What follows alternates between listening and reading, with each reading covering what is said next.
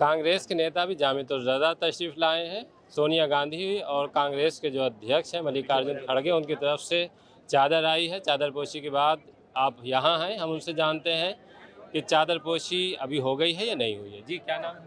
मेरा नाम मोहम्मद अहमद ख़ान है। मैं अखिल भारतीय कांग्रेस कमेटी अल्पसंख्यक विभाग में राष्ट्रीय उपाध्यक्ष हूँ। आदरणीय मल्लिकार्जुन खड़गे जी की और कांग्रेस पार्टी की जो परंपरागत चादर आती है वो आज हमने दरबार आलिया में पेश की।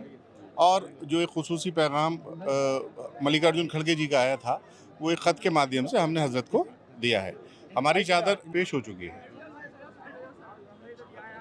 जैसे अगर हम देखें जो मुल्क में कुछ चीज़ें बदली हैं, तो क्या लग रहा है आपको कि चुनौती उतनी है जितनी पहले थी या उससे बढ़ गई? नहीं, देखिए, मुल्क में जो चीज़ें बदली हैं उसको बाखूबी आप भी जानते हैं और मैं भी जानता हूँ। उर्स के मौके पे मैं तो सिर्फ इतना ही कहूँगा कि हज़रत के वसीले से हमारे मुल्क में वही गंगा जमनी तहज़ीब दोबारा से कायम हो जाए। वही अमन भाईचारे का पैगाम जो खानकाही निज़ाम से गया है देश भर में, वो दोबारा से शुरू हो जाए।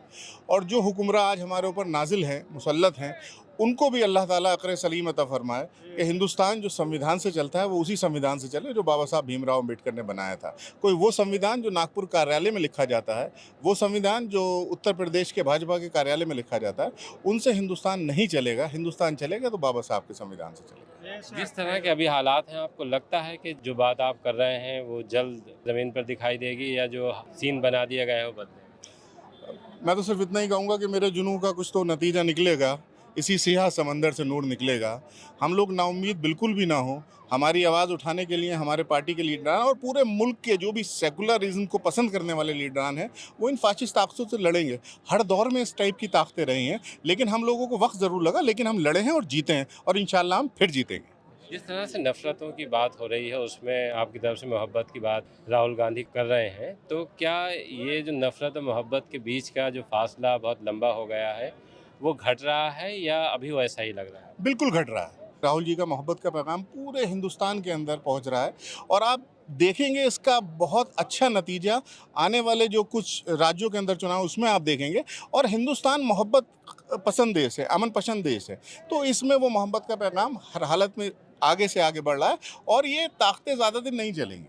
उस मोहब्बत के पैगाम के आगे ये ताकतें नहीं चलेंगी। वो कोशिशें जो लोकसभा चुनाव से पहले हम देख रहे थे कि थोड़ी कम स्पीड से थी, लेकिन चुनाव के बाद वो ज़्यादा स्पीड से हैं। तो क्या आपको लगता है कि जो आप जिस मोहब्बत की बात कर रहे हैं, उस मोहब्बत की स्पीड भी बढ़ जानी चाहिए? बिल्कुल बढ़ रही है। आप देखेंगे बढ़ रही है। हर जगह हमारा वो काम चल रहा है और इंशाल्लाह बहुत अच्छे नताइज हम सबके सामने आएंगे। आला हज़रत को लेकर जैसे हर बार चादर आती है, इस बार भी आई है, तो क्या निस्बत है जो आपकी या आपकी पार्टी की? देखिए, आला हज़रत में कांग्रेस पार्टी की नहीं, पूरे दुनिया के लोग इस उर्स शरीफ में शामिल होते हैं और वहाँ की चादरें आती है। तो हम लोगों का तो एक अक़ीदा है, दिली लगाव है। हम लोग तो उस नाते से भी आते हैं। मैं मुरादाबाद का ही रहने वाला हूँ और कांग्रेस प्रेसिडेंट भी ये गंगा जमनी तहज़ीब और उनकी एक अक़ीदत की चादर आती है जो हमने पेश की। अभी आपने कांग्रेस के सीनियर लीडर को सुना, आपने उम्मीद जताई है कि जो माहौल है वो बदलेगा। आप आला हज़रत को उसमें चादर लेकर आए हैं और यहाँ दुआ भी मांगेंगे कि जो चीज़ें ख़राब हो गई हैं उनको ठीक। हाँ, बिल्कुल, बिल्कुल। मेरा नाम डॉक्टर आरिफ नूरी है। समाजवादी पार्टी का मैं वरिष्ठ नेता हूँ और सबसे पहले मैं इस उर्स में आए हुए सभी ज़ायरीनों को और तमाम हिंदुस्तान को उर्स की बहुत बहुत मुबारकबाद देता हूँ।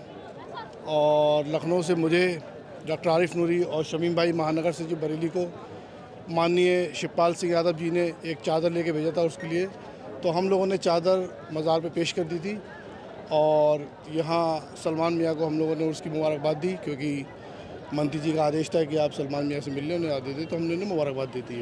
क्या कोई प्रोग्राम है उनके आने का शिवपाल जी का? आने का प्रोग्राम पहले से तय था, लेकिन कुछ राजनीतिक व्यवस्था की वजह से आ नहीं सके, लेकिन उम्मीद करते हैं कि इंशाअल्लाह ताला उसके बाद ज़रूर बरेली शिरकत होगी उनकी।